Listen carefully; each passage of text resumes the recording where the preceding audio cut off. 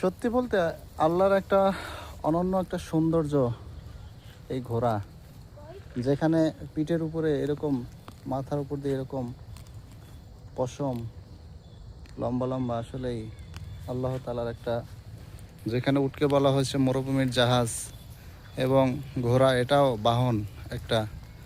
সত্যি আল্লাহ মহান, কতই না, যিনি আমাদেরকে দয়া করেছেন।